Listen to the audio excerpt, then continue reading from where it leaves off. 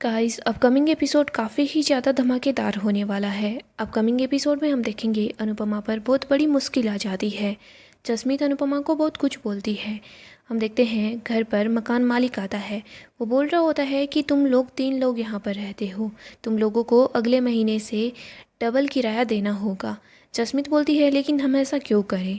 मकान मालिक बोल रहा होता है अकेली लड़कियों को कोई भी मकान नहीं देता है, लेकिन मैंने तुम लोगों को मेरा घर दे रखा है, इसलिए तुम्हें किराया डबल देना होगा, वरना तुम आज के आज यहाँ से चली जाओ, तुम लोग यहाँ नहीं रह पाओगी।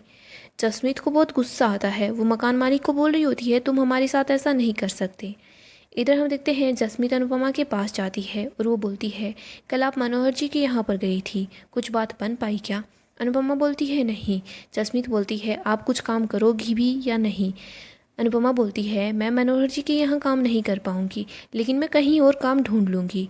जसमीत बहुत गुस्से में होती है। वो बोलती है आप कब तक बोझ बनकर हमारे सर पर बैठी रहोगी, आपको अपना खुद का हिस्सा देना ही होगा।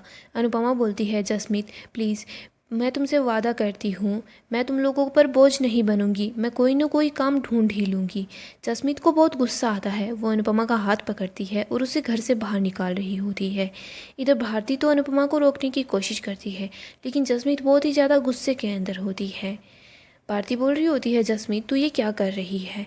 जसमीत बोलती है हम कब तक इनका किराया भी भरते रहेंगे, इन्होंने आने के बाद एक पैसा भी नहीं दिया है। मैंने सोचा था शायद हो सकता है ये बाद में काम करना शुरू कर दे, लेकिन नहीं, इन्हें तो कोई काम नहीं करना है। अनुपमा बहुत अपसेट हो जाती है।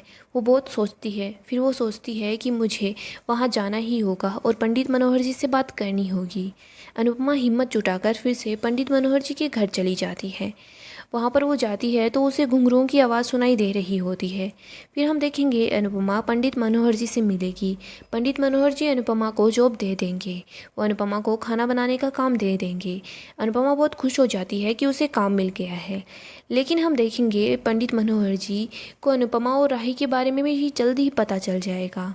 इधर हम प्रेम, राही इन लोगों को देखते हैं। राही बार बार अपनी मम्मी को ही याद कर रही होती है। वो सोच रही होती है पता नहीं मैं उनसे क्यों मिल गई, मुझे उनसे नहीं मिलना चाहिए था।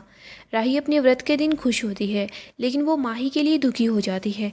वो सोच रही होती है कि माही आज व्रत नहीं रख पा रही, वो भी सिर्फ मम्मी की एक गलती की वजह से।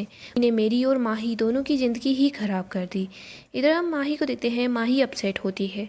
ख्याति को भी देखते हैं। ख्याति भी बहुत गुस्सा कर रही होती है कि उनकी फेवरेट बहू माही व्रत नहीं रख पा रही। ख्याति बोल रही होती है माही मैं तुम्हारे साथ हूँ। माही ख्याति के सामने जानबूझकर इमोशनल हो रही होती है। माही को पता है वो जब भी ख्याति के सामने इमोशनल होगी तो ख्याति राही पर गुस्सा करेगी।